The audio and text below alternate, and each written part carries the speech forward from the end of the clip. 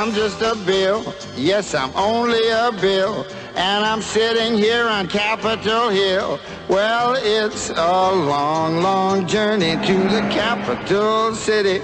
It's a long, long wait while I'm sitting in committee. But I know I'll be a law someday. At least I hope and pray that I will. But today I am still just a bill.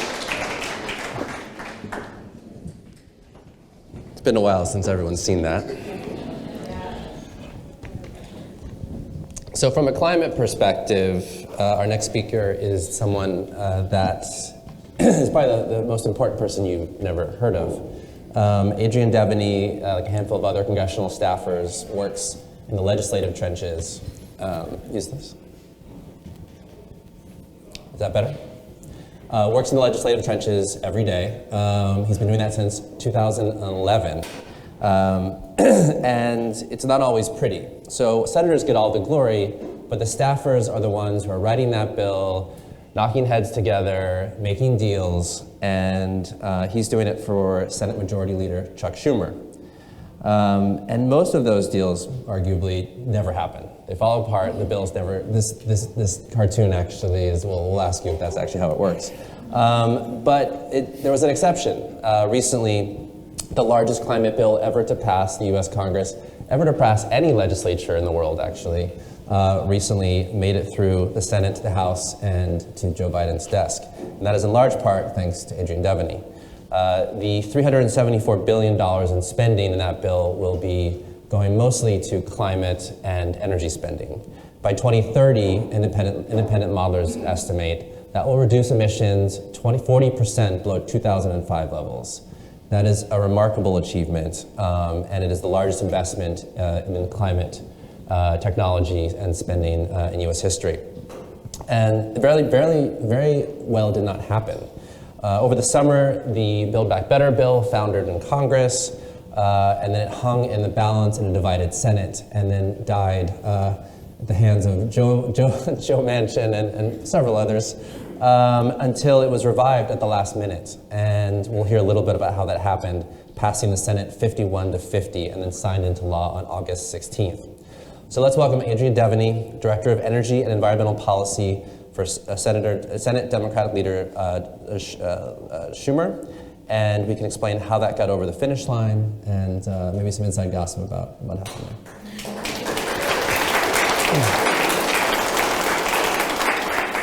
So the first question is Schoolhouse Rock. Is that really how it happens?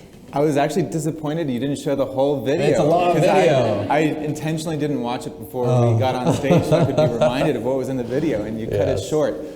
I think that video, if I remember correctly, it was like 10 years ago, last time I probably watched it, is basically right for understanding how a bill moves through, the two chambers of Congress and then goes to the president for signature. But what it sort of misses, if it isn't obvious, is all the drama that happens before a bill actually gets a vote. And there's a lot that happens. Bills take many years to get done and to become law. And there's a lot of that work happens in the quiet chambers of Congress that don't really have any, media presence. It's staff working with each other to hash out the details, working with stakeholders. So maybe you could tell us a little bit about the feeling when you finally actually saw that bill make it to the Senate floor. This picture, this moment, is right as we're about to take the final vote on this bill. And I had just gone through 2 consecutive sleepless nights, and that was following 3 months of hardly any sleep. So I was a bit of a wreck in this moment. And I should also say, it's not like I normally sit there with Leader Schumer when a bill's about to pass. That was the first time I'd ever actually sat there. It was an honor to be invited, and it's because we don't ever pass climate legislation. So that's why I was sitting there that one time, and hopefully it happens again in the future, but who knows if it will. Another funny thing about that moment is that I was a little surprised that he asked me to come sit next to him for his final speech before the bill passed.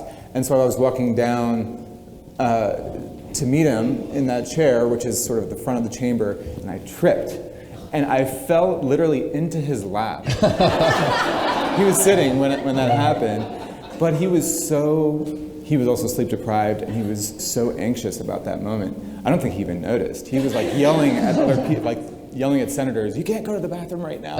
So I was a little bit of a wreck in that moment, and I looked kind of pissed, but the truth is it was just such an overwhelming moment. I came to Capitol Hill to get this bill passed. And it's been a 12-year journey for me personally. It was a lifetime achievement for me personally. It just felt incredible. So there was a lot to kind of take in that moment. That's great. So why don't you talk a little bit about the bill itself? What is it in your 5-sentence summary of the last 11 years? Yeah. So the basic way you can think about this bill is it didn't go through a normal process. Usually in the Senate we have to pass bills with 60 votes. There's an exception to that, and that exception is the process called budget reconciliation. And you can pass bills with a simple majority in the Senate through budget reconciliation. But the big constraint is that you can only do things with money, meaning you can either spend money or raise money, and that's it. No regulations, nothing else other than things that affect the budget. So that limited the scope of policies we could include, but you can do a lot to reduce climate emissions with money, as you could imagine. So what we started when I was first hired by Senator Schumer in 2019 was a process of breaking the economy down in every subsector and identifying what are the unique decarbonization challenges for each subsector and creating programs that were customized to create incentives to reduce emissions from each subsector of the economy. So what this pie chart is basically showing is it's sort of breaking down the economy into component parts, and it shows each wedge is the amount of emissions so the whole pie is the amount of emissions that the bill reduced, and it shows kind of the relative amount of emissions that each sector contributes. So most of it, this big blue wedge, is coming from the electricity sector. The bill is going to do a ton to reduce emissions from the electricity sector. It's actually more than the blue wedge. There's a few parts that work together. It's about 50% of the emissions reductions in the whole bill come just from, deploying solar panels, deploying wind, retiring coal plants earlier, and many, many other things. And there are dozens of programs just in the electricity sector that work together and it's not a 1 + 1 = 2, it's usually 1 + 1 = 3, the way these programs interact. So there's a lot of interactive, powerful effects. The industrial sector was another big sector that people don't really think about, but steel production, cement production, for example, there's a lot of emissions, kind of chemical process emissions associated with that. So we had to do a lot of work that's really customized to that sector to reduce emissions, and so on and so forth. Obviously, people are very familiar with the transportation sector, your cars that you drive, everyone relates to that, so we had to do a lot in that sector. So that's essentially how the bill is structured. We're breaking it down by each piece of the economy and finding ways to decarbonize each piece. In some places we fell short and need to come back and do more. In other places I think we did very well. That legislation doesn't pass Congress anymore, particularly bipartisan legislation, and that's actually not entirely true. In 2020, the first cap and trade for HFCs, a potent greenhouse gas, passed with Republican and Democratic support. It was the first cap and trade a bill of its kind, and yet this bill I think had 0 Republican supporters. So is that a risk going forward, and would it even been possible to get anyone on the GOP to back it?